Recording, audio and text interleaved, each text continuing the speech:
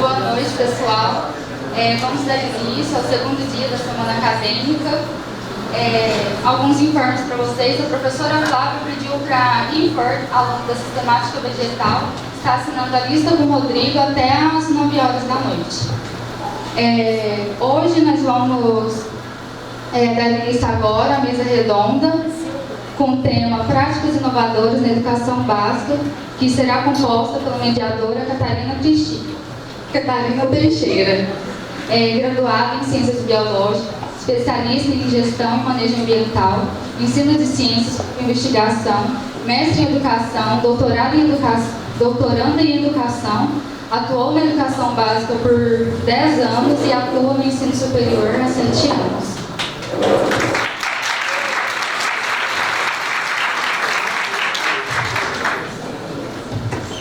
Boa noite. Atuo há 10 anos na educação, 5 na educação básica e 7 no ensino superior. Parece que eu já tenho 50 anos, né? Sou novinha, hein? Eu sempre digo para os meus alunos. Bom, ontem quebraram o protocolo, então hoje eu vou fazer o mesmo. Antes de apresentar os participantes da mesa, eu quero fazer um agradecimento ao curso de Ciências Biológicas. Agora em dezembro faz 2 anos que eu estou aqui na UFTM, né, no curso. E eu quero fazer um agradecimento porque eu saio, acredito que no próximo mês, no afastamento. Eu só retorno para lecionar no meio de 2019, né? Então em agosto de 2019. Então vou ficar um tempinho longe. Então muitos de vocês que estão aí não serão meus alunos, né? Não vão passar por essa felicidade ou infelicidade. Espero que seja felicidade. E é um imenso prazer, assim, ter sido recebida aqui. O curso de Ciências Biológicas é maravilhoso. Os alunos, os professores, a equipe é nota 1000. E eu quero dizer assim que eu tenho muito a agradecer aos professores, né? Eu não sou do departamento de biologia, mas me sinto parte dele, pela equipe do Novo Trabalho. Então eu aprendi muito com esses professores e com os meus alunos, no qual eu tenho a oportunidade de aprender todos os dias. Então eu vou, mas eu volto. E espero que muitos de vocês eu possa estar participando aí, que precisarem de mim, podem contar comigo. Vai ser um momentinho aí que não vou estar me afastada, mas eu estou de coração aqui e o que precisarem de mim, não esqueçam de contar comigo. Então, muito obrigada a todos, viu, por esses momentos. E em 2019 eu volto para a gente viver muitos momentos, porque agora a gente não aposenta mais, né? Então, vou ficar aqui eternamente. Bom, então vamos iniciar, né, a mesa redonda Práticas Inovadoras na Educação Básica. Gostaria de convidar Liliane Samira Beccari. Ela é licenciada em Química, licenciada em Pedagogia, mestranda em Educação, né, trabalha como professora de Química na rede pública e privada e também é docente articuladora na área de Ciências da Natureza.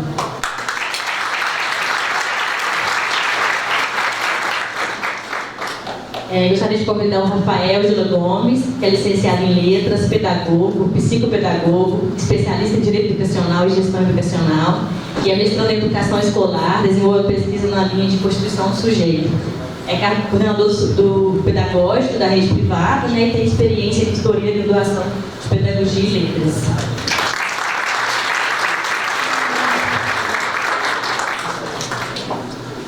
É um imenso prazer recebê-los aqui, né? A Liliana eu já conheço, a gente estuda na Unesp, então a gente se conhece de lá, de congressos, faz alguns trabalhos de parceria, né? O pai eu estou tendo a oportunidade de conhecer hoje.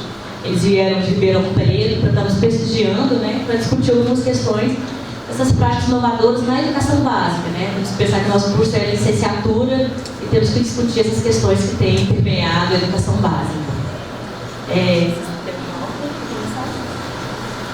Então nós vamos passar a palavra para o Rafael. Obrigada, Rafael, pela presença.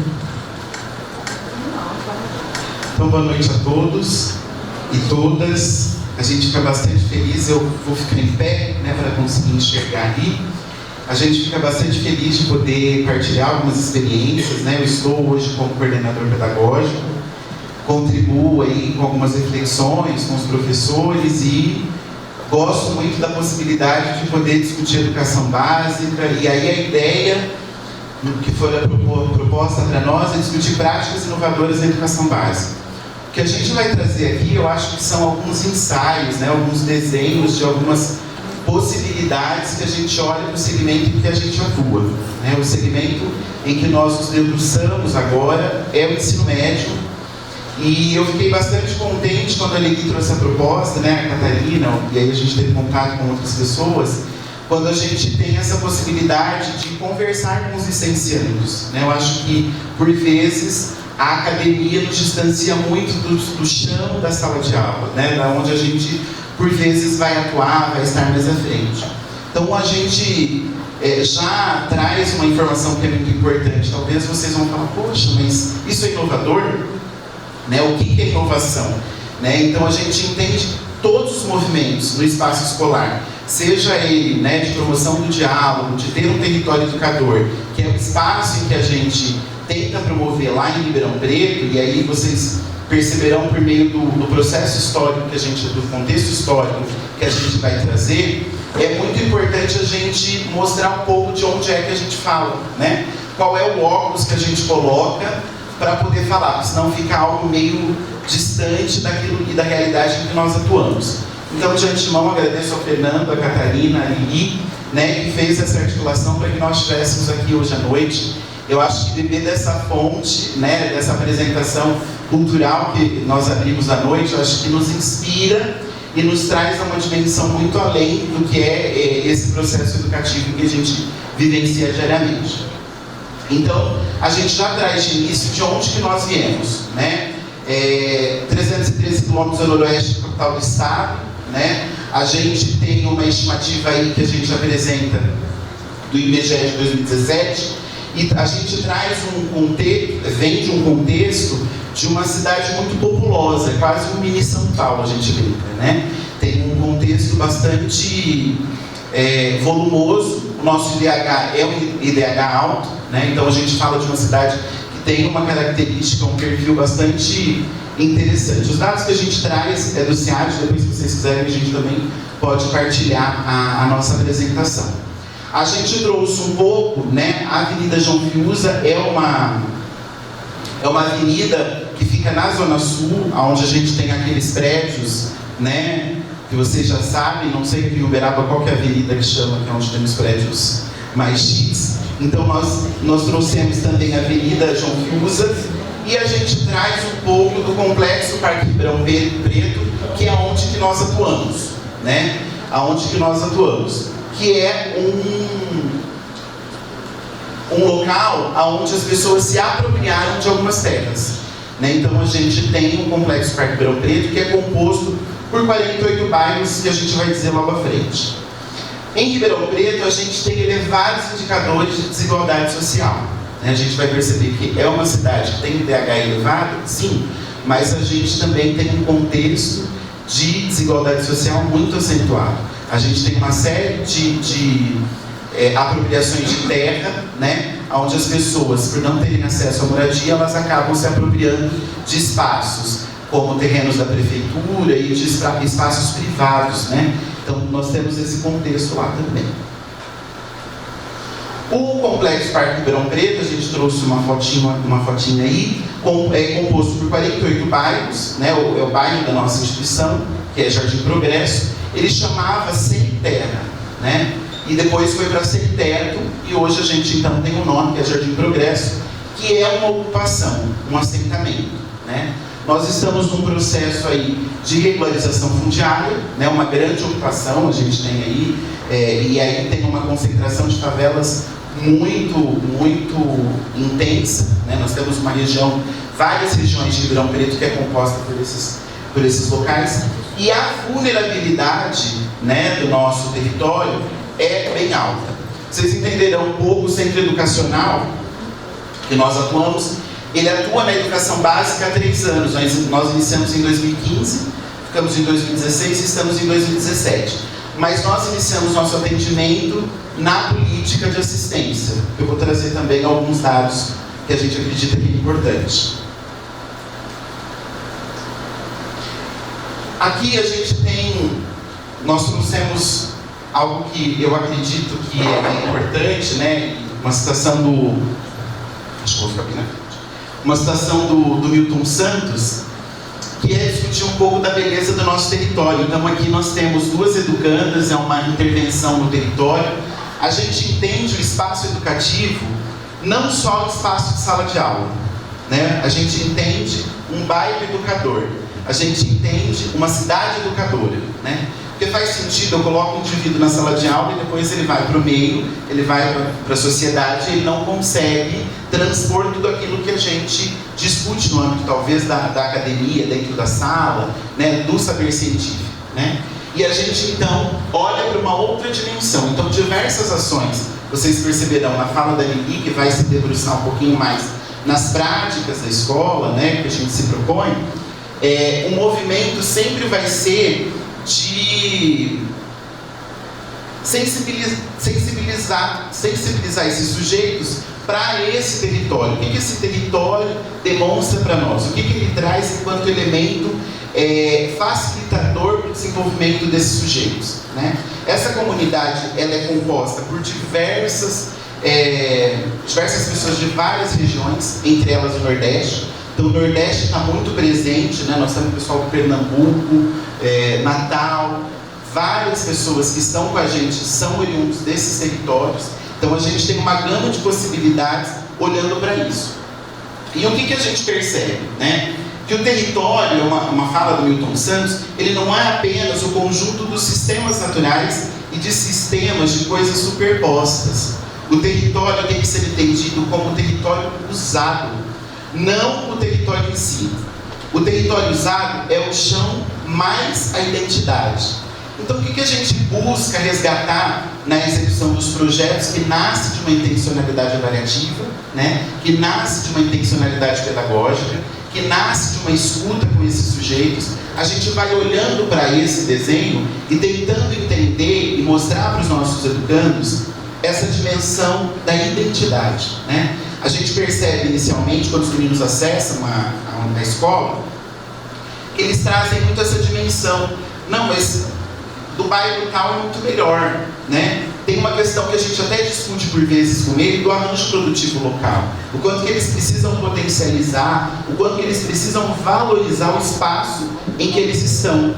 E o que nós notamos? Uma certa dificuldade, até pelo estigma que fora tratado daquela comunidade. Porque entende-se que naquele território, quem mora lá, né, é padrão. Quem mora lá são as pessoas que não são de bem. Quem mora lá são pessoas que não tiveram condições de terem moradia. Quem mora lá são pessoas, né, enfim, N classificações que eles vão dando para esses sujeitos. Então a gente começa a discutir qual é a identidade que esse território tem e o que é que nós, enquanto escola, vamos potencializar para o desenvolvimento das nossas práticas, buscando sensibilizá-los em relação a esse cotidiano que por vezes é meio turvo, né? Às vezes eles falam assim: não, mas o bairro X é melhor, o bairro Y nem aparece na televisão. Porque se nós formos perceber, nós tivemos um tempo nesse território que a gente, né, nós éramos manchete de muitas situações e de muitos noticiários sensacionalistas, né? E muitos dos sujeitos que nós atendemos, ou melhor, né, não muitos, mas alguns educandos que nós atendemos são educandos que estão envolvidos em alguma situação de violação de direito, né, ou outras situações. Então a gente trabalha muito a questão da identidade. A identidade é o sentimento de pertencer àquilo que nos pertence. O território é o fundamento do trabalho, o lugar da residência, das trocas materiais e espirituais e do exercício da vida, né? Então a gente traz um pouco disso. A nossa instituição. Então aqui é uma foto da escola, né? A gente tirou a foto lá, aqui embaixo é o refeitório, as nossas salas de aula são os arredores. Acho que a Lili também trouxe a outra maiorzinha, né? Nós iniciamos o atendimento da educação básica em 2015. Antes disso, em 2002, a gente abre na política de assistência, mas focando para a aprendizagem profissional. Como era o território, com uma escassez de atendimento nas políticas públicas nessa área, a gente começa a olhar de que forma que a gente pode potencializar o atendimento para esses sujeitos que estão na escola num turno e no outro não tem nada o que fazer. Então a gente começou a parcerizar com o Senai, que é uma aprendizagem profissional, foi uma parceria que potencializou a inserção dos meninos no mercado de trabalho. E aí hoje nós atendemos então no ensino médio, né, que é o segmento que a gente atua. Para 2018 a gente amplia esse atendimento, vai para o Fundamental 2, porque aí a gente vai avaliando nesse intermédio, nesse período todo, o quanto é difícil só trabalhar com essa faixa com esse ciclo, né, que a gente vai percebendo. E diversos elementos no processo formativo deles dificulta a continuidade por vezes, né? Tem uma série de fragilidades formativas que impede que esse sujeito, né, dê continuidade na vida escolar. Então a gente, a partir de 2018, amplia esse atendimento com o Fundamental 2. A renda per capita de 2/3 dos educandos é até de R$ 468,50. Se a gente for fazer esse cálculo, como é que a gente vive com R$ 468,50, né? Renda per capita, por cabeça? É um desafio. E aí, falando um pouquinho da intencionalidade pedagógica, a gente, quando começou a pensar a escola, né, a nossa ideia não era sobrepor o atendimento do Estado, não era sobrepor o atendimento do município, não era fazer o que as políticas públicas deveriam fazer. Mas nós começamos a perceber esse movimento de 2002 a 2014 uma certa deficiência no atendimento a esses educandos do segmento do ensino médio. E aí a gente fez um estudo, né? Vamos trabalhar com o MTC, que é o ensino médio técnico concomitante?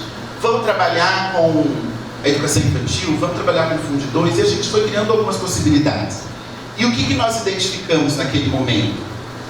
Que aquele território não tinha o atendimento no ensino médio. Ou melhor, nós tínhamos, mas somente uma escola atendia esse complexo, que a gente coloca como 42, mas com outros arranjos agora, ele passa a ser 52, né? Mas não validado pela prefeitura, então por isso que a gente manteve o dado.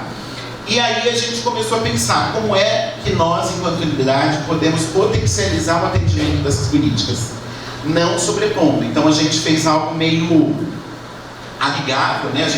Nós tivemos várias articulações com a Secretaria Municipal de Educação, com a Secretaria de Estado, né, com a política de assistência, para a gente entender se de fato o que nós estávamos fazendo daria conta de atender esse ensino médio. E pensando em ensino médio, que fosse inovador, né? Essa palavra que às vezes nos assusta, nos incomoda um pouco, que fosse inovador pensando na constituição desse indivíduo. Quem é esse indivíduo que acessa as nossas escolas, né? Pensar um ensino médio que foge um pouco desse padrão que está dado, né? E aí a gente começou a fazer o quê? Grupos focais de escuta, né? A gente abriu para alguns educandos nossos e dessa escola que está no próximo do nosso atendimento, e nós fizemos um grupo focal de 40 educandos. E aí nós perguntávamos para eles: que escola que vocês almejam? Né? Que escola que faz sentido para vocês? Né? O que não faz sentido numa escola? E aí a gente foi desenhando um pouco, né, esse ensino médio. Junto disso, nós começamos a refletir. Que sujeito que a gente quer formar? É um sujeito passivo? É um sujeito que reflete a sua vida, a sua condição enquanto humano? Que sujeito é esse? E aí a gente foi, então, desenhando essa proposta que está em construção, e que a gente entende que é algo que é para sempre, né? A gente não entende a escola enquanto um espaço estático, né? Que não muda. A gente entende o espaço escolar como um espaço em movimento, né? Então a gente está nesse processo.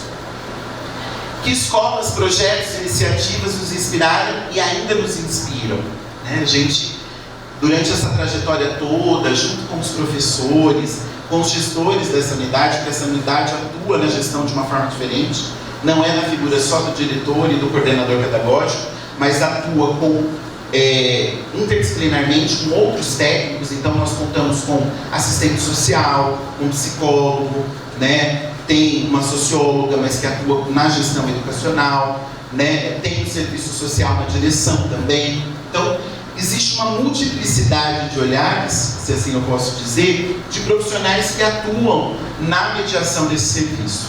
Então difere um pouquinho das escolas que a gente tem costume de ver, né?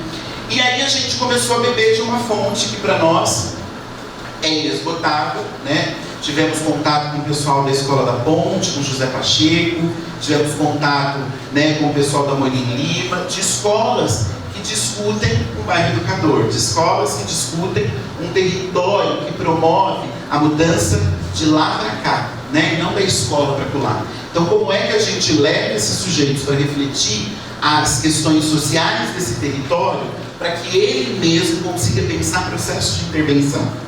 Então, vocês vão perceber no decorrer do processo da nossa fala, que eu fico super ansioso para falar da prática, como é que a gente pensa o processo pedagógico, né? Não é algo de forma transversal, é algo que considera as peculiaridades desse território. Ah, mas e aí como que ficam os conteúdos? A gente desconsidera tudo e pensa só para proposta inovadora? Não, eu acho que a gente, enquanto escola, tem uma intencionalidade, né?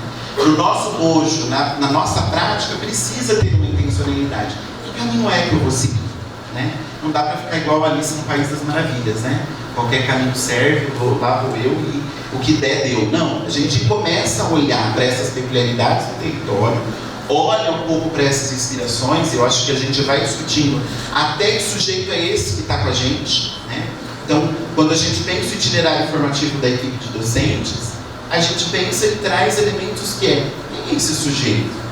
É de uma família monoparental, de uma família nuclear, é de uma família oriunda desse território, não é? Veio de onde, o que ela faz, o que ela não faz, né? Nós temos quantos por cento estão no trabalho informal, quantos não, quantos estão envolvidos em situações de drogadição ou não, né?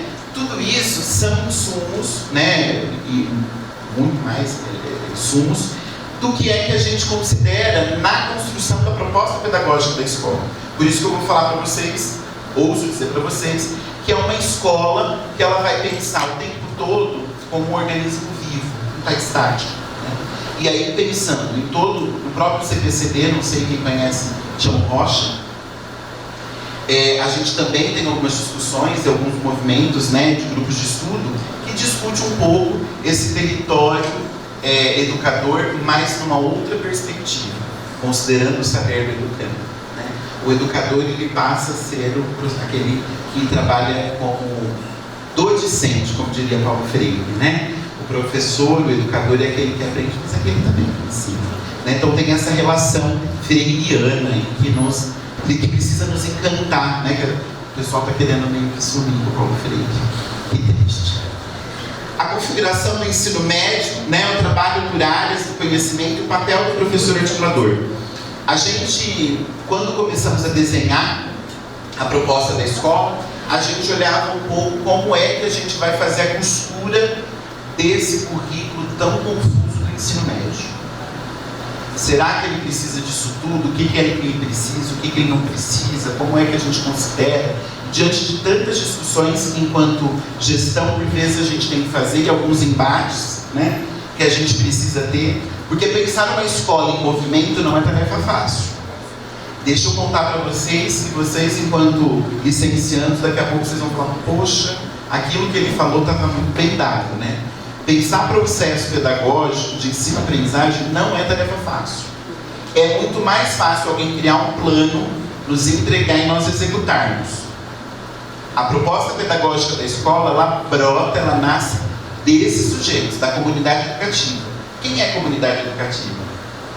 Professor, educando, educador, né, que a gente chama, dos pais, do parente, do aderente, de toda essa comunidade que contribui na construção dessa proposta.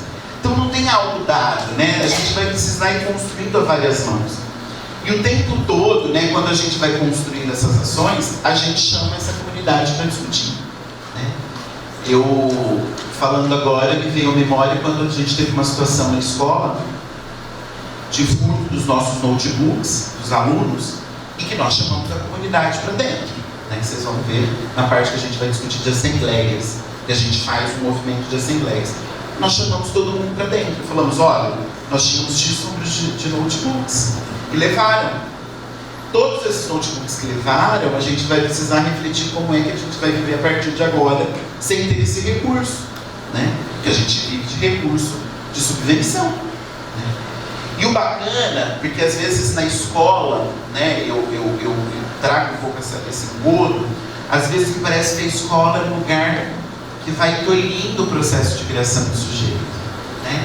E às vezes a gente acredita que os responsáveis, que os pais, aqueles que estão na ponta, não têm muito o que contribuir, porque nós somos os donos dos saberes, né? Nós estudamos, somos nós que vamos dizer o que é que vai acontecer se acontecer mal.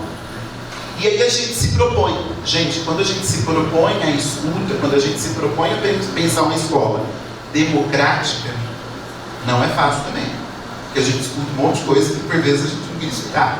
Mas isso nos traz elementos muito bons, que é de um espaço que discute o processo de ensino-aprendizagem, que é de um espaço que é educador, né? Não é algo que é estanque, né? Não tem alguém que manda e a gente obedece. A gente tenta construir um pouco essa proposta. E aí a gente tem o professor articulador, que é uma pessoa, a Lili articuladora, ela vai ser muito melhor que nós, que é aquela pessoa que vai pensar então como é que esses conteúdos eles transitam, né, nas áreas do conhecimento. Então a gente tem um articulador para a área de ciências da natureza, ciências humanas, linguagens e matemática. Esses docentes, né, que são docentes, são especialistas dessas áreas e discute com os pares algumas questões de projeto, né? Então a gente se lança num desafio que é a metodologia de projetos.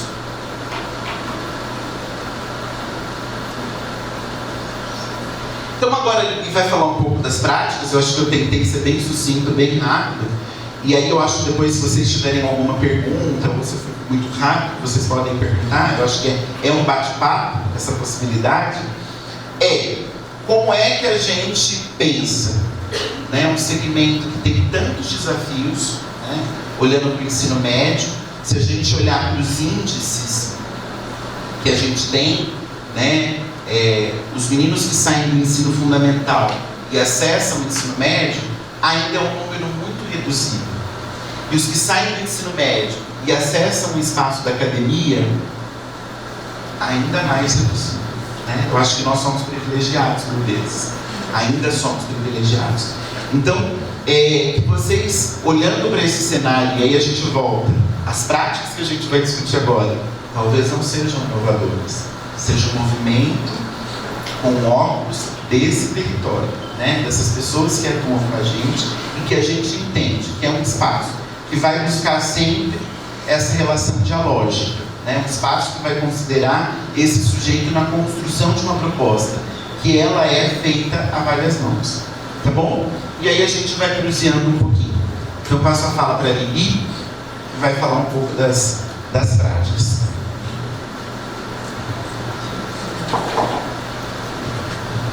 Bom, boa noite.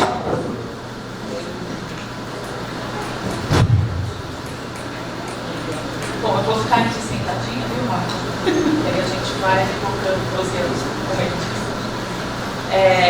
Bom, eu sou Liliane, sou professora de Química, docente efetiva da Rede Estadual de São Paulo e também docente da rede privada, e acumulo com a função de docente articuladora, como o Rafa já falou um pouquinho para vocês. Eu sempre começo dizendo que é um prazer falar com licenciados, né? É um prazer falar com futuros professores, porque não faz muito tempo eu estava aí nesse lugar também, né? Não tem tanto tempo assim que saí da graduação, e eu gostaria muito que alguém me dissesse o que hoje eu vou falar para vocês, o que hoje nós viemos aqui, né? Essa proposta que a gente trouxe hoje. E, bom, eu sempre começo dizendo, né, como foi a minha experiência quando eu entrei, então, pela primeira vez na sala de aula, como professora, né, não mais como estagiária, mas agora como professora de química. No último ano da minha graduação, eu fui aprovada no concurso da Rede Estadual de São Paulo, e aí, no ano seguinte, já ingressei como professora da rede. Ingressei já, peguei, como o pessoal fala, né, o bonde andando. Eu entrei no mês de abril, as turmas já tinham um professor e eu entrei para substituir esse professor. E a partir de então, foram grandes desafios, porque a primeira semana foi decisiva. Que escola era aquela? Que turmas eram aquelas? Que gestão era aquela? Né? Que espaço era aquele? Que bairro era aquele? Que território era aquele? E eu percebi que eu não tinha todas essas respostas. E até hoje a gente não tem todas essas respostas. A gente busca as respostas o tempo todo.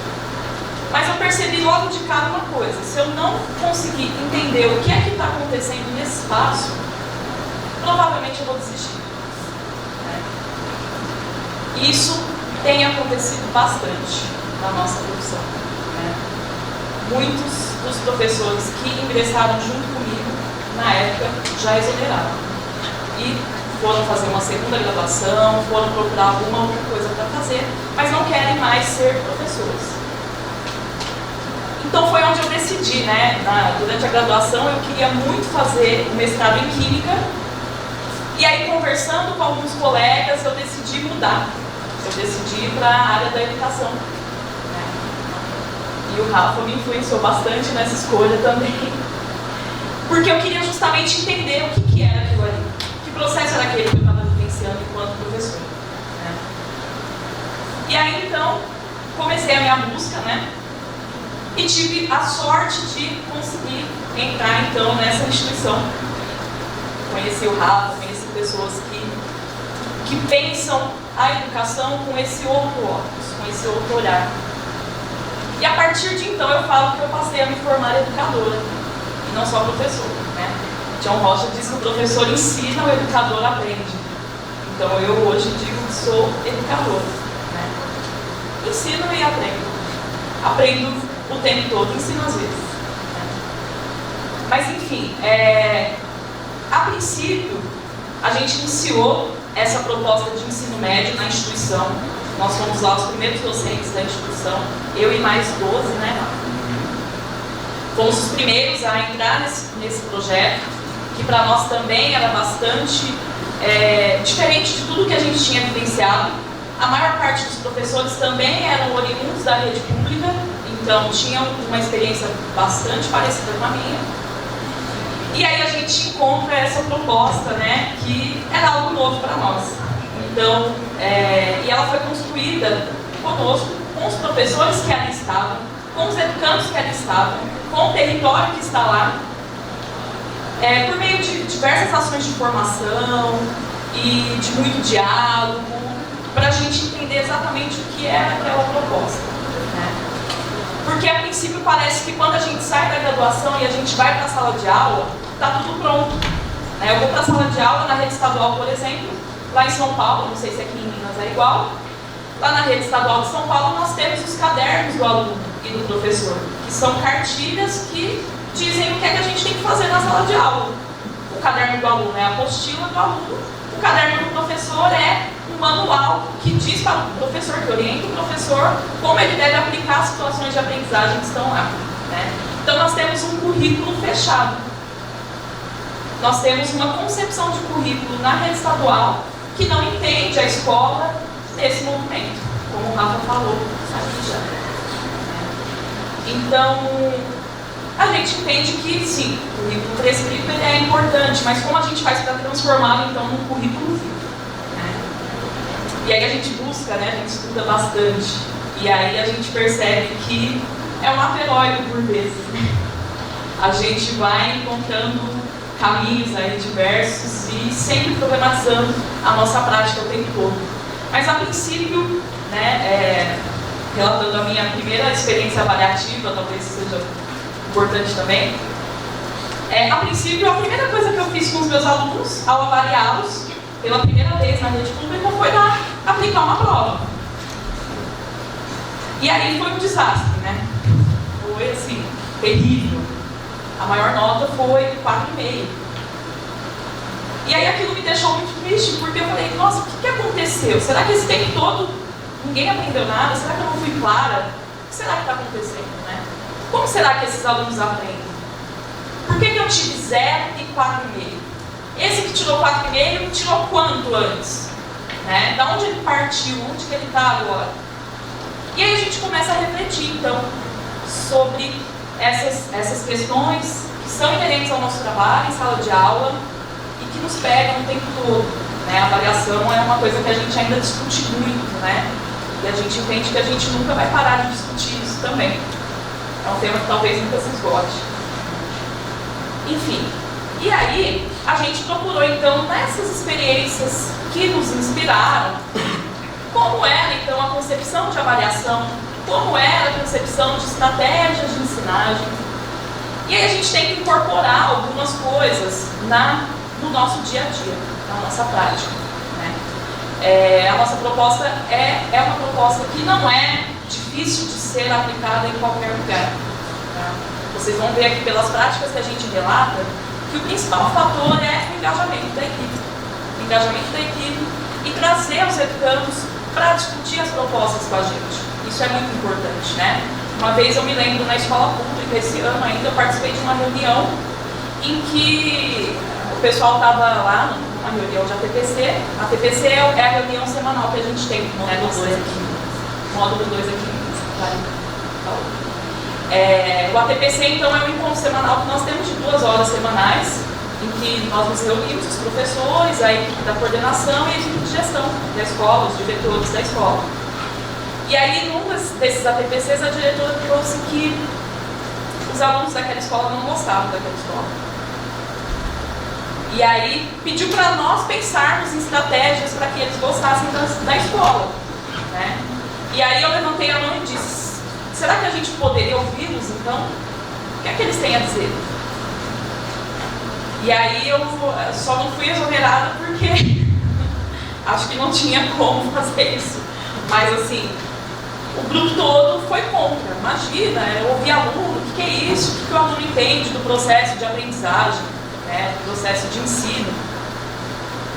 Então a gente percebe que, por vezes, falta, né, um pouco desse engajamento, um pouco dessa busca por esse conhecimento, né? O professor ele precisa estar estudando, estar em formação o tempo todo, né? Eu acho isso bastante relevante para a nossa profissão, né? A gente não para de ser formado o tempo todo, enquanto professores.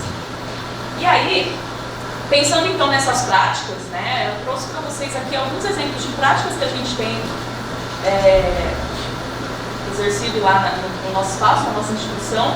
Abro também o espaço para o Rafa e trocando junto comigo aqui, porque tem algumas. A gente trouxe de modo geral de todas as áreas do conhecimento, não é só da minha disciplina ou só da minha área, né? Então o Rafa vai me ajudar, vai tocar comigo aqui nessa parte também, falando um pouquinho sobre as práticas. Uma das práticas que a gente acha bastante importante, tem incorporado muito nos nossos processos, são os chamados grupos de tutoria dos educandos. E aí, nos grupos de tutoria, o que a gente percebe, né? A gente percebe que uma sala de aula, e a gente gosta bastante disso, né? Ela é sempre bastante heterogênea. Então, nós temos educandos que aprendem de diferentes formas, né? Temos alguns que já conseguiram acessar um certo conhecimento, outros que ainda estão precisando de, talvez, alguma coisa para acessar aquele conhecimento, né? E aí os grupos de tutoria, eles funcionam da seguinte forma. De repente, trabalhando um conteúdo qualquer da disciplina, a gente propõe, então, que alguns educandos sejam tutores de pequenos grupos ali de 4, no máximo 5 educandos, né? Esses educandos tutores são aqueles que já conseguiram acessar o conhecimento com um maior aprofundamento do que aqueles que fazem parte do grupo. E aí esse tutor, ele atua no esclarecimento de dúvidas daquele grupo a respeito de um determinado conteúdo, né? Ele atua ali no desenvolvimento de alguns exercícios, de alguma atividade que utilize daquele conteúdo que eles aprenderam, né? E o tutor, para ele aprende muito mais nesse movimento também. É uma possibilidade de aprofundamento durante esse movimento aí da tutoria, né? Importante nessa estratégia é que os tutores não são sempre os mesmos. A gente precisa variar esses tutores, né? Porque as aprendizagens também não são iguais, né? Não se dão no mesmo tempo. A gente tem aí diferentes afinidades também. Eu na química percebo bastante isso, quando eu tenho que trabalhar, por exemplo, né? Vou falar uma coisa da química, mas cálculo estequiométrico envolve bastante matemática. Então a gente tem alguns educandos que vão muito bem nesse conteúdo, tem outros que não. Mas quando eu trabalho, por exemplo, a teoria atômica, eu vou ter um outro grupo de educandos que vai melhor do que aquele que vai bem em cálculo estequiométrico. Então o tempo todo a gente tem necessidade de rever esses tutores, né? Aqui do lado a gente coloca um pouquinho das ferramentas de engajamento, então que uma atividade como essa nos permite, né? Que é a questão da autonomia, a autonomia do educando no seu próprio aprendizado, a troca de experiências e saberes, essa troca que acontece no grupo e entre também o tutor e os seus tutorados. Então eles trocam bastante esses diferentes saberes. A empatia e a cooperação, né, é uma estratégia que a gente entende como cooperativa.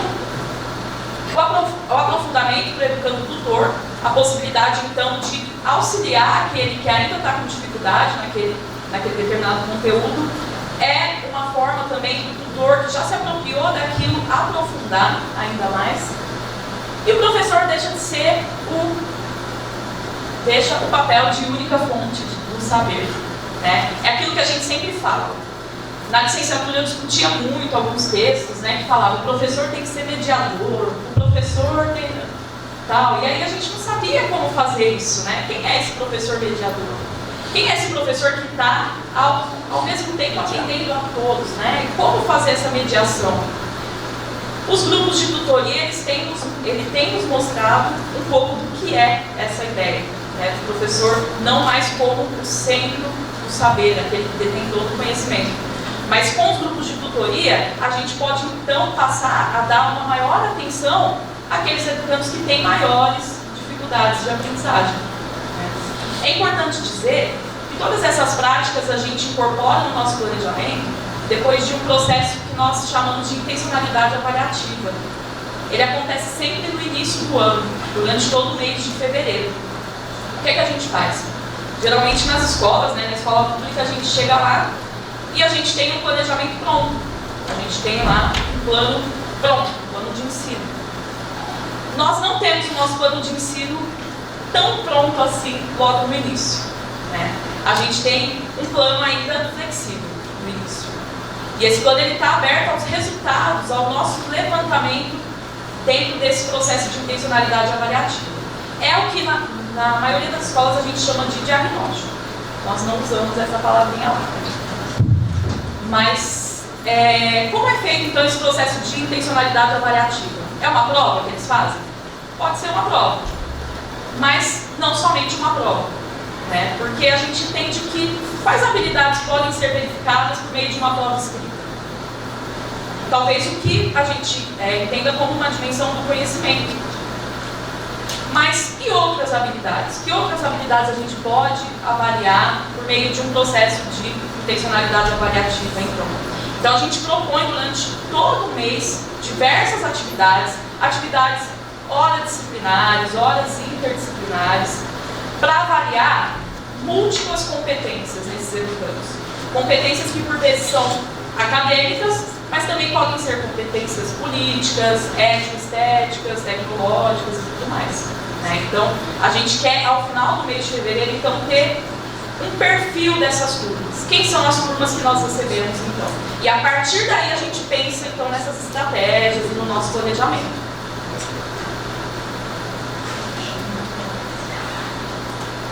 Os roteiros de aprendizagem, né? Os roteiros de aprendizagem é algo que a gente tem discutido e tem incorporado muito nas nossas práticas, que é uma ferramenta de autonomia, né? Os roteiros, a gente elabora os roteiros. Eu trouxe aqui, ali na primeira foto, né, o que seria um roteiro de uma aula de química sobre o tema modelos atômicos. A gente procura sempre deixar claro para os nossos educandos quais são os objetivos, né? É importante, a gente percebe que é importante eles conhecerem os objetivos. Hoje eles nos cobram quando a gente não deixa claro qual é o nosso objetivo com aquela aula, com aquele conteúdo, porque eles querem saber se eles atingiram o objetivo, né? E os indicadores também para ele atingir aquele objetivo. Os os indicadores de aprendizagem. Então, dentro de um determinado conteúdo e um objetivo que a gente delineou para aquele conteúdo, quais são os indicadores que vão me demonstrar os níveis de aprofundamento que eu vou ter para cada educando, né? A gente já traça tudo isso durante o nosso planejamento. E isso está no roteiro que esses educandos recebem. Então, o roteiro ele seria, na verdade, um roteiro mesmo das atividades que ele vai desempenhar, das atividades que ele vai ter durante aquele período que ele vai trabalhar com aquele conteúdo. Esses roteiros, a gente trouxe até aqui 2 fotos, que mostram que eles são trabalhados, na maior parte, com os grupos de tutoria. Então, a gente mantém os grupos, mantém os tutores, e cada um com o seu roteiro ali, trabalhando com as atividades que estão propostas no roteiro. A gente discute esse roteiro com os educandos, eles nos dizem quando é que a gente define, leva isso para a sala de aula, para o grupo, né? Quando é que eles querem ser avaliados, quando é que a gente pode, que instrumentos a gente pode utilizar para avaliar dentro daquele conteúdo, né? E é um trabalho que tem dado bastante certo, porque a gente percebe que eles se apropriam de conhecimentos além daquilo que eles poderiam se apropriar em uma aula expositiva sobre aquele conteúdo, né? Eles consultam a internet, eles consultam os livros, coisas que geralmente eles não têm o costume de fazer quando a gente tem uma aula expositiva sobre aquele conteúdo, né? Fica muito fechado, muito limitado só ao que o professor explanou durante aquela aula. Acho que uma coisa importante é trazer que, por estar nessa comunidade, eles apresentam uma dificuldade de estudarem, né? Uma dificuldade de ter interesse, essa autonomia de poder, né, saber que tem que trazer um material para a escola, saber que tem um roteiro de estudo. E essa foi uma estratégia que nós começamos a utilizar, né? O roteiro de aprendizagem era também para trabalhar um pouco essa questão da organização deles e tentar estimular para as questões, né, de estudo. Eu preciso estudar, qual que é o prazo que eu tenho? Então, no roteiro, vocês vão percebendo, né, quais são os instrumentos avaliativos, as datas importantes, né? Isso também é muito importante, trabalhar a questão da bibliografia, o que é que a gente está estudando. Então, eles têm ali na mão uma série de instrumentais que vai dizendo, olha, se você não conseguir isso, né, você não vai dar conta de atingir esse objetivo. Uma outra questão que eu acho que é importante trazer é que a gente tem uma composição de nota, né? Mas porque o sistema educacional brasileiro já prevê. O sistema educacional brasileiro já nos incumbe de ser aquilo, tem que ter um sentido valorativo. Mas o que é que a gente olha? O menino, né, e a menina, o educando e a educanda, ele propõe de que forma ele vai ser avaliado e quais são os instrumentais, qual é o peso. Então a gente tem 442, né? E aí ele vai dando um pouco desse, né, em algumas áreas, ciências da natureza tem um pouco esse diálogo, matemática, qual é o peso que eu vou ter para aquilo. Então acho que isso também é muito bacana, porque a gente parte dessa relação dialógica com eles. Então, não consegui 2 pontos em tal atividade, mas quem disse que seria daquela forma foi esse coletivo de educandos. Então, esse coletivo escolheu aquele instrumental avaliativo e daquele peso, a responsabilidade é nossa, né? Não é uma responsabilidade do professor em si, tá? Acho que é legal partilhar.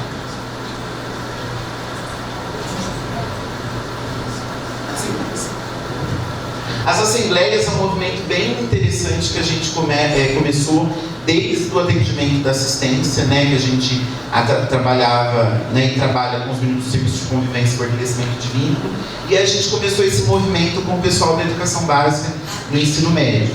Então a gente tinha muito desafio, né, às vezes o educando trazer uma dificuldade de dialogar com o professor em relação à metodologia. Porque o professor, né, foi grosso, porque teve isso, porque teve aquilo, né? Até questões que a gente achava importante era discutir o pedaço. Os educandos pensavam muito assim, nossa, esse bolo tijolo, né? Eles ganhavam um pedaço de bolo que era muito grande. Não porque era duro, mas era porque era grande. E aí, todas essas coisas nós fomos descobrindo nas assembleias. Nós fazemos, né, a roda, né, e chamamos ele para compor, né, o que é que está legal, o que não está legal, e a gente faz uma pauta, constrói uma pauta e vai trazendo alguns elementos, né. Então aqui a gente trouxe uma foto de um movimento de assembleia, que é quando eles trazem a problemática, mas eles também vão trazer alguns encaminhamentos. O que é que eu vou fazer para encaminhar, né? Eu vou conseguir, né, essa ação que eu estou prevendo para essa questão que eu coloquei, dou conta, né? Eu lembro que eles falavam assim: ah, mas o bolo não pode dividir em 4 pedaços, né? Mas só vai ser o bolo e o suco, não vai ter outro. Pensando no menino do ensino médio, como que a gente vai fazer? E aí, engraçado, eles falaram: não, e se for um bolo e uma fruta e um suco, né? E aí eles vão propondo essa dimensão das assembleias, tem outros movimentos, né? A gente já discutiu com eles, metodologia do docente. Porque ele entendia que a metodologia do docente não era coerente. Como é que a gente fortalece esse grupo de educandos para trazer para o educador que aquela metodologia não está atingindo, né? E aí a gente parte de um diálogo com o docente. A gente desenha com, não para, né? Acho que é importante trazer. A escola vai sempre garantir, né? A gente vai trazer um pouco dos conselhos de classe, né? Quando a gente começa o movimento de escuta com eles, e aí às vezes a gente fica meio ardido, né? Porque eles trazem umas coisas que a gente fica meio assustados. Mas como é que a gente faz a mediação disso, né? Eu posso falar tudo, né? Como é que eu falo? E que eu cuido um pouco dessa dimensão do que eu pontuo, porque isso pode estar personificado, né? Então a gente traz um pouco disso. E trabalha a questão da argumentação. Então o menino tem que ter argumento, ele vai para uma assembleia. Se ele não tiver argumento, né, ele está no fogo cruzado, porque tá, então é essa situação, qual que é o argumento que eu tenho para a gente poder resolver, tá? Bom, a discussão dos instrumentais avaliativos é uma ferramenta que a gente tem utilizado também com todas as turmas, com todos os nossos educandos, que é essa questão da participação deles na construção da própria nota. Já que nós temos então que atribuir uma nota ao final do trimestre letivo, então por que não torná-los corresponsáveis do processo avaliativo, né? Então, ao início de cada trimestre, a gente para discutir instrumentais avaliativos. Como é que vocês querem ser avaliados? E aí eles escolhem esses instrumentais. Tem sala que escolhe a prova escrita. Todas as salas, por incrível que pareça, escolhem a prova escrita. Mas eles não dão um peso muito grande para ela, na nota, né? Eles falam assim: professora, a prova pode valer 3 na nota final? Pode. O grupo está deliberando? Ok. Então a prova vale 3. E aí eles vão incorporando esses diferentes instrumentais e atribuindo pesos para esses diferentes instrumentais e então tornando-se corresponsáveis desse processo, né? A avaliação a gente entende como um processo e não só como um momento de encerramento do trimestre para atribuir uma nota. Ela é diagnóstica, formativa, somativa o tempo todo. E aí, eu vou, por conta do tempo, né? Eu vou passar bem rapidamente aqui também um pouquinho dos projetos que a gente tem desenvolvido lá no espaço. O Rafa já trouxe que a gente trabalha com a metodologia de projetos. Esse é um projeto que foi publicado agora, esse mês, agora no mês de outubro, num e-book, né, da Porvir, que é o documentário Progresso. É um projeto da área de Ciências Humanas, no qual eles estão... Um dos objetivos desse projeto é justamente resgatar um pouco da história daquele território no qual nós estamos inseridos. Então, as aulas de história acontecem no território. E a partir disso, eles estão, então, construindo um documentário sobre aquele território no qual nós estamos inseridos, né? E esse relato, ele foi um dos finalistas do prêmio do Desafio de Área de Inovações do Porvir, né? Talvez alguns conheçam, está bastante conhecido hoje na área da educação também, eles têm algumas iniciativas aí. Então isso aqui é um pouquinho da publicação, saiu do e-book, né? O relato do docente falando um pouquinho sobre esse projeto, sobre como eles construíram esse documentário. Um projeto Escola Educando, que é um projeto no qual somente aqueles educandos que a gente identifica uma grande defasagem na leitura e na escrita participam, né? E aí eles atuam com o docente pesquisando sobre temas que eles tenham interesse, temas variados que eles tenham interesse. Ali, eles trabalham o tempo todo com produções textuais, jogos interativos, outras atividades lúdicas, e ali a gente tem foto jornal e um livro coletivo que eles produziram na última turma do Soletrando.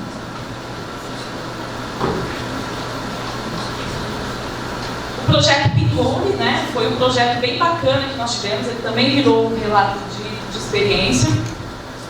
Foi um projeto no qual acabamos envolvendo a área de ciências humanas, linguagens e ciências da natureza. E nesse projeto eles construíram algumas câmeras que a gente chama de câmeras pinhole, foram umas câmeras na lata, né, na latinha de leite e tal. E aí eles saíam pelo território para fotografar, pela cidade de Ribeirão Preto, né, para fotografar diferentes realidades, né. E na perspectiva das ciências humanas, eles fotografaram prédios históricos, tentando resgatar um pouco dessa história, do contexto social no qual foram construídos aqueles prédios. E aí, na área de ciência da natureza, nós fizemos, então, usando, já essa etapa aqui não foi, essas fotos não são ainda com a câmera pinhole, foi na etapa de instrumentalização desses educandos, de como a gente teve uma etapa para instrumentalizá-los, né, de como elaborar essas fotos. E aí eles saíram fotografando com a câmera do celular diferentes realidades socioambientais na cidade de Ribeirão Preto, né? E esse projeto virou, essa atividade dentro desse projeto virou um relato de experiência também, porque eles conseguiram, a partir daí, ter um olhar crítico para essa situação, né? Para essas diferentes situações socioambientais. A gente tem ali na primeira foto uma praça num bairro de classe alta da cidade, né? E na segunda foto, um espaço que era para ser uma praça no bairro onde eles residem, né? E aí, a partir daí, problematizando e dando sentido a essas diferentes realidades. O projeto Guaraci, que ainda está em desenvolvimento, que é um projeto no qual nós queremos, então, tornar a nossa escola uma escola, estamos tentando tornar a nossa escola uma escola ambientalizada. Uma escola que incorpora alguns aspectos de temática ambiental. Uma escola que talvez, né, algumas pessoas chamam de escola sustentável, né? E o projeto Guaraci, ele parte totalmente da ideia dos educandos. Então, eles tiveram um tempo para percorrer todo o espaço escolar, identificar os problemas que nós temos naquele espaço e propor, a partir daí, algumas ideias, algumas intervenções que poderíamos fazer para tornar aquele espaço um espaço ambientalizado. Essa foto é de um momento no qual eles apresentaram seus projetos. E esses projetos tiveram toda uma etapa de escrita desses projetos, de problematização desses projetos, de pensar metodologias e tudo mais. Esse aqui é uma parte do projeto Miscigenar, no qual na disciplina de Química nós trabalhamos a literatura de cordel. O projeto Miscigenar, ele é um projeto da área de linguagens. E dentro da área de linguagens eles estão buscando trazer elementos da cultura das diferentes regiões do nosso país, né? E aí dentro disso eu pensei assim, por que não unir a Química com o projeto Miscigenar? E aí, no mês de junho, mês de festas juninas, de resgate da cultura nordestina, nós incorporamos em uma atividade que durou aí quase um mês, né? Na etapa de instrumentalização, deles conhecerem os elementos do cordel, até a preparação dos textos, né? Eles produziram cordéis sobre tabela periódica, né? Esse trabalho também foi publicado recentemente.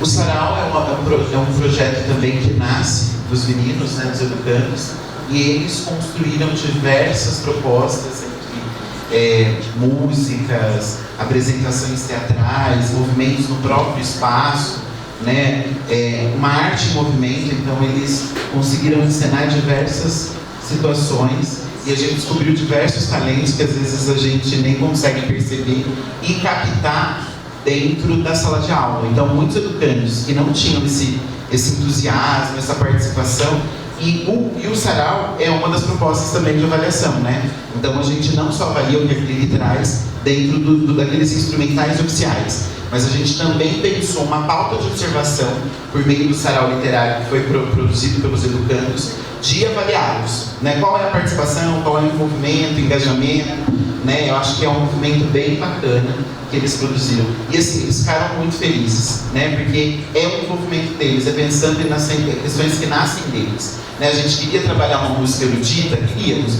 mas eles trazem um outro contexto. E como é que nós trabalhamos esse processo de mediação pedagógica com eles para que nós consigamos chegar no objetivo do nosso projeto. Então, é um movimento também bastante interessante.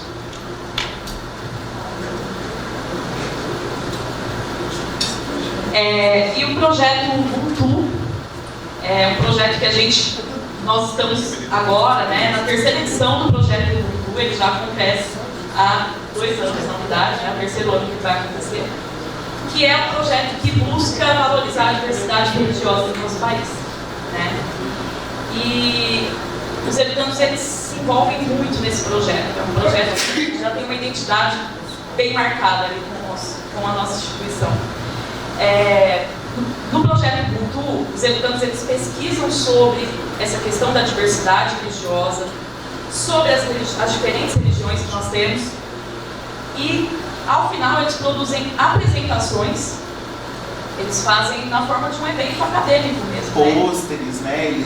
E aí eles vão discutindo, por exemplo, a gente teve xamanismo, teve a Umbanda, teve o pessoal, os católicos, os evangélicos, né? Então eles olham para isso e eles trazem essas discussões para a roda. E eles abrem o evento com algumas discussões daquilo que eles pesquisaram. E depois a gente, então, tem os representantes aqui embaixo, né, dessas religiões, e aí tem pastor, né, tem pastor que compõe a mesa, padre, né, tem outras pessoas que compõem, e a gente começa a discutir. Então, por exemplo, aqui o guia, né, tem o guia no centro da roda para discutir algumas questões. Então, como que é isso na história das religiões, que é um pouco do que a gente idealiza, né, não de ser um espaço proselitista que discute aquela religião e pronto. Nós somos uma instituição católica, isso é importante dizer, né? E aí a gente traz então esse projeto, a gente tem esse ano, continua com o projeto, para a gente poder discutir outras religiões. Né? Para isso tudo, eu acho que a gente não vai ficar, né? Eu acho que, eu estava falando aqui com a Catarina, eu acho que talvez nós tivesse que discutir mais os projetos, né? Porque o nosso tempo assim, é muito rapidinho. Mas para isso tudo, a gente precisa de ter, né, reuniões formativas, a gente precisa garantir, né, espaços de discussão, quem são esses sujeitos, quais são as dificuldades de aprendizagem que eles trazem. Então, o nosso conselho de classe, a gente parte olhando para isso, né? Ele tem um caráter formativo, reflexivo. A ideia não é ficar discutindo, ai, fulano, olha, ele não se comporta, olha, ele não se dá bem, olha, ele é antipático. Não, nós não vamos olhar para essa dimensão nesse momento. Nesse momento, nós vamos olhar para a aprendizagem, o que é que ele deu um ponto, o que ele não deu ponto. E aí a gente se reúne por áreas, né? E aí a gente tem 3 perguntas disparadoras que a gente colocou aqui, e a gente começa a entender, será que as estratégias que nós propomos estão dando conta desses sujeitos? Trabalhar com esses projetos dão conta das necessidades dos sujeitos? Se não, quais são as estratégias que a gente vai ter para o trimestre vindouro? Então, acho que a ideia, ela parte um pouco dessas questões. Quais são as possibilidades? Eu tenho clareza do que o meu educando não aprendeu na minha disciplina? Porque às vezes tem professor que não tem clareza do que o menino não aprendeu. E aí ele está dizendo que o menino não é bom, mas tem uma questão de uma relação dialética que precisa estabelecer, tanto com o educando quanto com o educador, né? E a gente vai, então, olhar de novo para a docência, o que é que ele aprendeu, o que é que ele não aprendeu nessa relação dialógica. Tá? Então, acho que a gente traz, né, dessas estratégias também nascem dos educandos. A gente sabe que com a turma A não vai funcionar algumas coisas, roda, não vai dar semicírculo, com a turma B já vai rolar, né? E esse vai ser a aula expositiva, com aquele outro não. Então acho que um pouco desse desenho aqui nasce um pouco dessas discussões, desses diálogos que a gente vai construindo coletivamente, tá bom? Bom, é excelente, né? São várias coisas a gente poder pensar, discutir na universidade, né, no curso de licenciatura. É até muito triste, porque a gente tem um tempo a cumprir, até estourou, porque a gente tem aí, como eu falei, tem outra palestra depois, então a gente tem que tentar aqui conciliar. Mas eu que já estava encerrando, eu ficava deixando mais uns minutinhos, porque eu acredito que contribua muito para o nosso curso, né? E algumas coisas são muito importantes para pensarmos.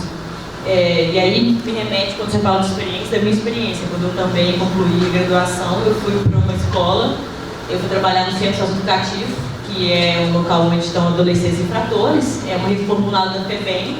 Imagina, né? Acabei de formar e a primeira experiência é esse espaço. E aí, como se trabalha, né? Com situações completamente diferentes daquela no qual eu vivenciei na graduação. Então a gente tem que pensar nessas estruturas, o que as escolas oferecem, é a questão do próprio pertencimento. O que eu vou trabalhar nesse espaço? Que espaço é esse? Os alunos são esses no qual eu estou trabalhando? Que família é essa? Que comunidade é essa na qual essa escola pertence? Porque não é tão simples eu criar várias metodologias aqui na universidade e aí não sabendo chegar lá e aí. Tão simples assim, eu criei aqui, vou aplicar lá? Não, eu tenho que conhecer aquele espaço.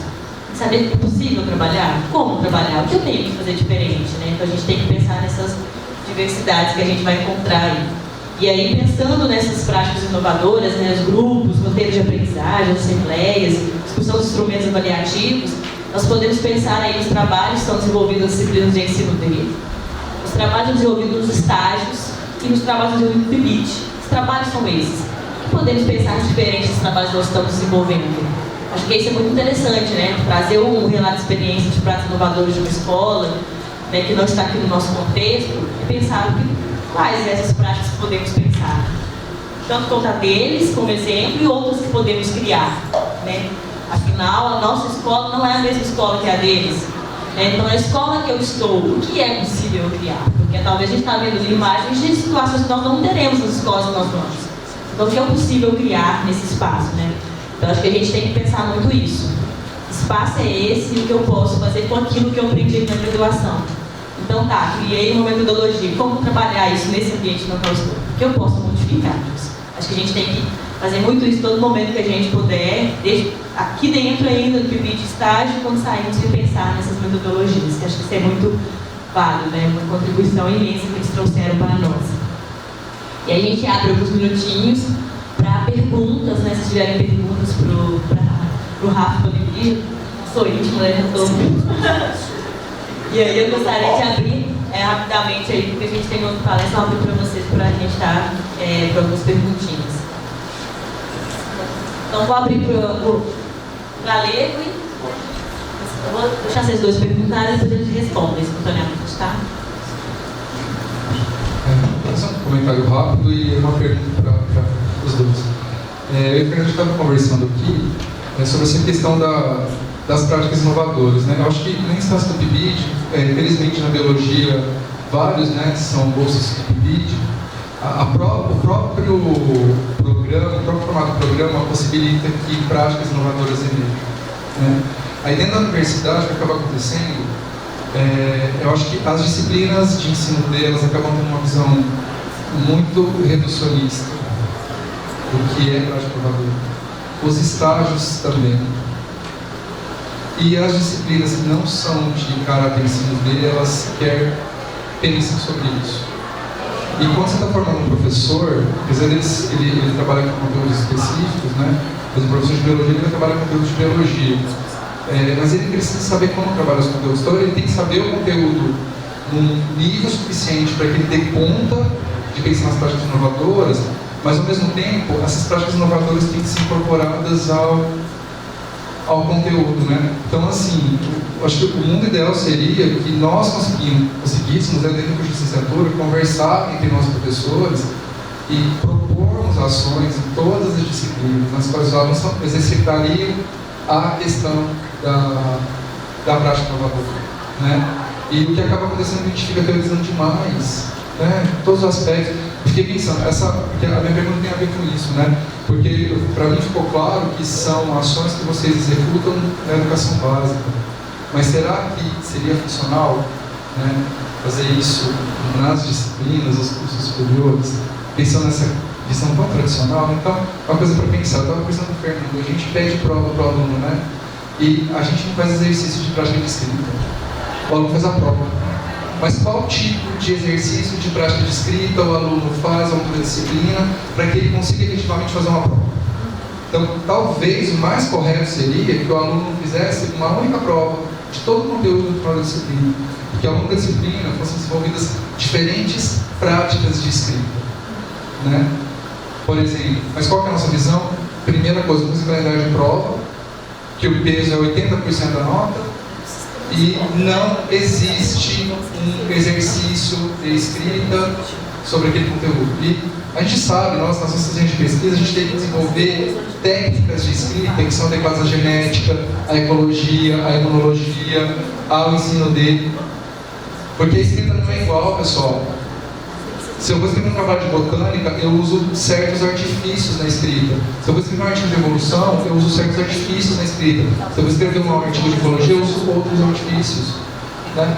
Então, assim, isso é uma prática inovadora, talvez. E já que são disciplinas do curso de licenciatura, além desse exercício da prática de escrita, por que não se pensar situações de sala de aula, fora das EDPs?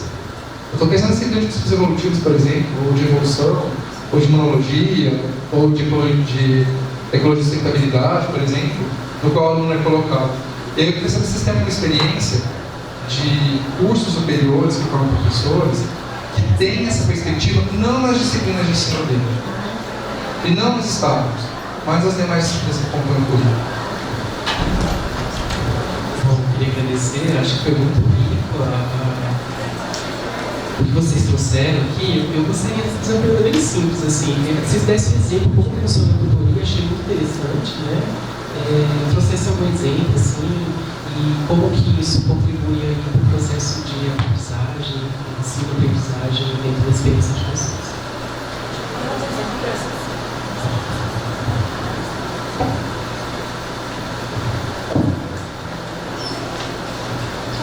Eu acho muito interessante essa parte de perguntar, sabe? A gente chega no aluno e fala, tá, você quando na universidade, mas como você quer melhorar a sua universidade? Mas como você quer ser avaliado? E aí eu vejo que a gente não se pergunta isso, sabe?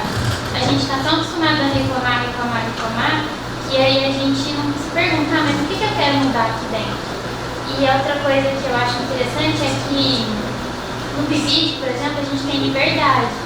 Mas quando a gente vai conversar com os professores ou com o diretor das escolas e fala, vamos tentar mudar isso, vamos tentar mudar aquilo. Eles falam, mas eu tenho 6 salas para dar aula só de manhã, 6 à tarde, eu tenho tanto de prova. Como que eu vou conseguir avaliar cada aluno se tem 40 alunos na sala? Como que eu vou saber diferenciar um do outro? Eu vejo que eles têm muita resistência, sabe? E eu acho que isso é uma dificuldade. Eu queria saber o que vocês pensam disso, sabe? De o que a gente pode fazer, nós que estamos saindo da universidade, para tentar mudar essa cabeça deles, porque eu sinto que a gente já está sendo bem formado, que as pedagógicas elas falam isso com a gente, mas para tentar mudar os que já são formados. Eu acho que tem uma...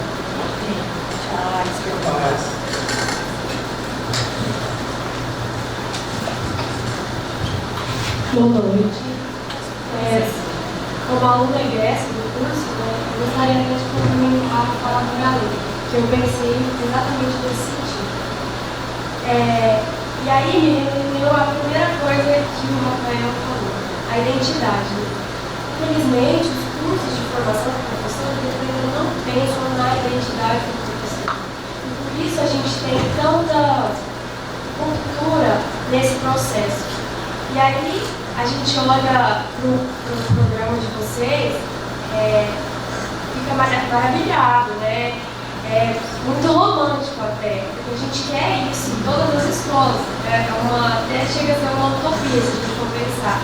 E claro que para vocês chegarem a esse estágio, tem toda uma movimentação e um engajamento. Mas aí, se eu estou numa escola que não tem engajamento, assim como você falou, né, que numa outra escola todo mundo foi contra você que propôs, como eu vou fazer isso, né? E é o que me preocupa, como egresso, como professora, né?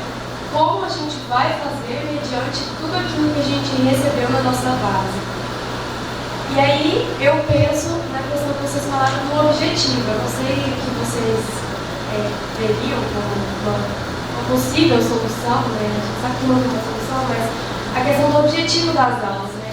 Se eu, enquanto professor, tenho clareza do meu objetivo, também eu tenho que dar para o meu aluno assim, essa clareza do objetivo para a vida dele, daquela aula, não só como cumprir, né, a burocracia da escola. Então, mesmo dentro desse regime fechado que a gente tem, em pequenos momentos a gente pode quebrar, né, por mais difícil que seja. Mas para isso a gente precisa ter a questão da identidade do professor, né, se ver como professor, para ter noção do que eu estou fazendo, qual o objetivo que eu quero atingir nesse meu aluno. E aí, só finalizando, esse processo pode ser ao contrário. Às vezes hoje a gente pensa que como eu vou fazer com os meus alunos lá na educação básica, mas enquanto eu estou sentada numa disciplina que não seja de didática, de educação, olhando uma matéria específica da biologia, eu tenho que pensar qual o objetivo dessa matéria para a minha formação, né? Então, a partir desse processo contrário, pensando que o nosso público é licenciados, a gente às vezes consegue um pouquinho sair do que a gente está engessado, né? Que a gente viveu como aluno, né? Bom, pessoal, então nós tivemos aí 4 perguntas, né? Vou passar aqui para a mesa para poder responder. E pensando uma coisa, assim, que a gente tem que tomar um cuidado e não só culpabilizar o professor. Porque muitas das vezes nós estamos aqui na universidade e eu fui professora por 5 anos de educação básica e é muito simples dizermos assim, o professor não faz isso, deixa de fazer aquilo outro, né? Então que possamos pensar em metodologias, para vocês que estão em formação inicial, pensar que como trabalhar isso lá, levar isso para esses ambientes e não só culpar que não é feito. Porque é muito simples a gente julgar isso quando está vivendo as dificuldades que o professor de educação básica vive todo dia lá na escola. O sistema, né, que é cobrado dele, a carga horária, o salário dele, então imensas dificuldades. Então a gente tem que parar com esse discurso na universidade de apenas culpabilizar e criar inúmeras coisas e falar, tem que fazer, tem que buscar, tá, mas e aí? O que nós temos lá? Tá, podemos trabalhar com o que tem lá? Podemos, mas não podemos esquecer da realidade que os professores estão apresentando aqui de uma escola que tem algumas estruturas. E na nossa escola pode ser que não tenha. Posso fazer aula diferente? Posso. Posso fazer um trabalho, um projeto, porque é possível e chamar a comunidade para participar e ajudar? Posso. Mas não posso, estou me sentindo agora como professor de educação básica e nos estágios de conversa que eu tenho com os professores. Então não posso simplesmente julgar o trabalho daqueles no qual eu não vivencio as dificuldades dele no dia a dia. Temos que tirar isso da universidade. Estamos aqui para trabalhar em parceria, entender as dificuldades, pensar em metodologias para se trabalhar lá. Acho que a gente tem que refletir um pouco sobre isso aqui nesse espaço. Tá? Passo para vocês. Acho que tem uma questão do fazer reflexivo, né? Eu acho que pensar o que a Laís e o que a outra amiga falou, eu acho que tem uma questão do fazer reflexivo. Acho que esse espaço da academia precisa nos tornar mais humano por vezes, né? A gente fica tão sucumbido diante de tantos bibidizidizides da vida, né? E às vezes a gente perde essa sensibilidade. Acho que é importante o fazer teórico, né? E a gente não pode distanciar disso. A gente precisa disso, mas a gente precisa também, por vezes, ser sujeitos reflexivos e trazer para a roda e discutir outras coisas. Então, acho que a gente precisa se permitir, né? E eu acho que é esse espaço que a gente precisa promover cada vez mais. Um espaço de diálogo, um espaço de promoção de direito, olhar para o professor enquanto sujeito também em formação, né? Porque às vezes a gente está no zourado da vida, eu brinco isso aqui com meus alunos, né? A gente está no zourado da vida, doutor, nanana. E, gente, mas a gente também está em processo formativo. E aí, às vezes, a gente desconsidera esse processo que também é muito árduo e que precisa colocar um outro óculos. Não dá para ficar só com aquele que a gente tem. Uma outra coisa que eu acho que é importante é quais são as pequenas ações que a gente vislumbra a possibilidade, né? A gente visualiza a possibilidade. Eu sempre falo para a equipe de professores que eu contribuo enquanto educador, né? O que é? Qual é a possibilidade? Eu preciso fazer muito? Eu preciso inventar a roda? Eu preciso abrir a janela e falar que não preciso inventar a roda. Mas como que eu penso um espaço que garanta uma escuta, que garanta uma acolhida, que garanta o saber científico, que diria Devereux Saviani, né? Porque os nossos espaços podem ser esvaziados disso. A escola é um espaço de promoção do conhecimento. Não dá pra gente vir aqui movimentar e falar, olha, foi arte. Não, preciso saber quem são esses artistas, de onde que eles são oriundos, quais são a dimensão epistemológica daquilo, né? Eu acho que isso também é importante.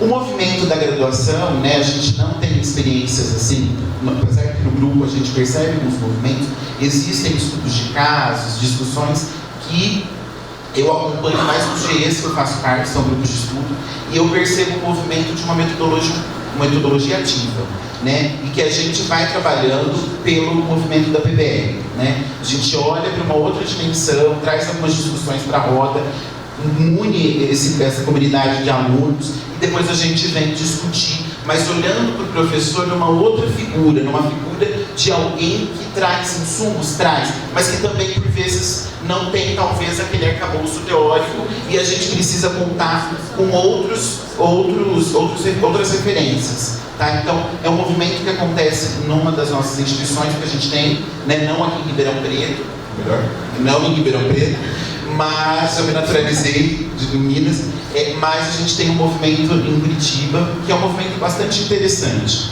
Agora você vai dizer, são todos os professores que aderem à proposta? Não, porque às vezes eu quero ser o professor GLS, né? Giz, lousa e saliva. E não é ruim, gente. Não é verdade? Ser professor GLS não é ruim, né? Giz, lousa e saliva. Isso não podemos achar que isso também não é uma inovação. Isso também é uma inovação, né? A gente tem que considerar, tá bom?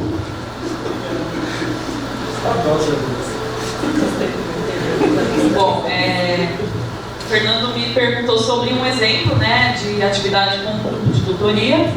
Recentemente eu tive uma atividade que eles fizeram em grupo de tutoria, que foi uma atividade no qual a gente coletou amostras de gasolina de postos de combustíveis ali do bairro, e eles foram determinar o teor de etanol naquelas amostras, né?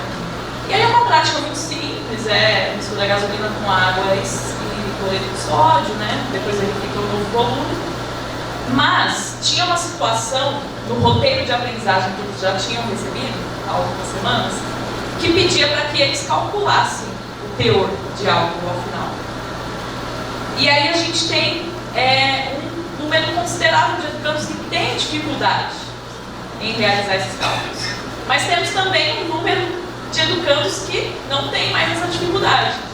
Então, naquele dia, para essa atividade, eu mudei os tutores, né? Eu estava trabalhando com alguns tutores naquela turma. Naquele dia, eu trouxe para a tutoria aqueles educandos que tinham mais facilidade com o raciocínio lógico e matemático. Eles que tomaram a frente das tutorias naquela atividade. E aí, eles ficaram incumbidos de, então, resolver aquele problema ali, né? Qual era o teor? Tá, a gente fez a prática, achamos um novo volume de gasolina, achamos um volume de álcool, mas e agora? O que a gente faz para determinar o teor do álcool? Que cálculo que a gente vai fazer? É uma regra de três simples, mas que não é tão simples assim, né? Por vezes, na graduação, muitas vezes a gente ainda tem, né, alguns desafios com relação a esses conteúdos matemáticos do ensino médio e do ensino fundamental também.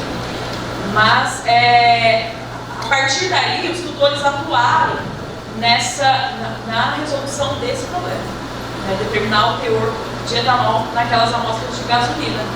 E aí, os educandos, eu percebi uma apropriação maior deles, porque depois eles tiveram que apresentar os seus resultados para a sala, e a gente discutiu esses resultados. E aí não foram os tutores que apresentaram esses resultados. E aí a gente tinha educando que fala que tem medo da matemática, apresentando a forma como calculou o teor de álcool na gasolina, né? Então, a gente percebe, eles trazem mesmo, eles relatam que por vezes é difícil acessar o professor que está lá na frente, falando para a turma toda, mas que um colega ali do lado, explicando, às vezes clareia, né? Então, tem sido bastante rico essa estratégia por conta desses momentos, né? Onde o braço do professor não alcança, o tutor está lá. E aí, foi mencionado também um pouquinho da resistência do professor a essas mudanças, né? Então, eu trabalho numa escola pública, um grupo de professores que, na escola que eu estou atuando atualmente, são professores que já estão próximos aí da aposentadoria. Professores que atuaram em outros contextos, né? Atuaram na educação, atuaram como professores em outros contextos históricos, sociopolíticos, econômicos, né?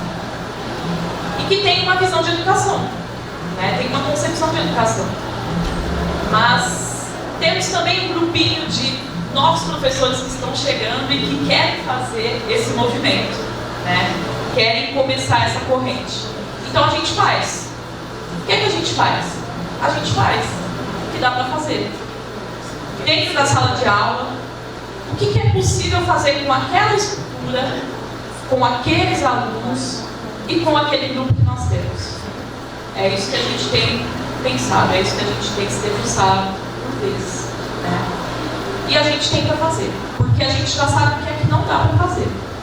O que não dá para fazer é continuar sofrendo na sala de aula, achando que a gente tem que trabalhar só a apostila o tempo todo, só o dispositivo o tempo todo, achando que aquele menino que a gente nem sabe de onde vem, por vezes, que a gente nem procura conversar, não procura entender aquele contexto, achando que ele vai aprender porque ele acha que tem que aprender ou porque você impõe isso para ele, que ele precisa estudar aquilo que está na apostila previsto para aquela data, né? Então a gente sabe que isso não dá certo. Então a gente busca o que é que pode dar certo.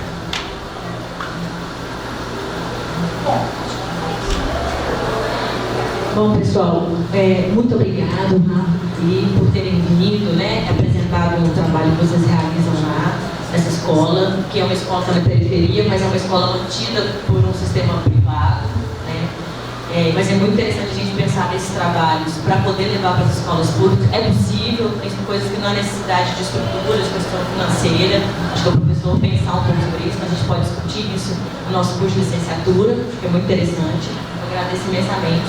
E a gente precisaria de várias horas para discutir. Espero que vocês possam vir novamente, né? Estar discutindo com a gente, nas disciplinas, em um outro momento aqui de discussão, foi muito válido. Bom, nós passamos da hora, né? Já para ter começado já outra palestra, então eu vou pedir que rapidamente a gente tenha 10 minutinhos de coffee break para a palestra começar às 9h10, porque já era para ter começado há 10 minutos, tá bom? Muito obrigada, gente.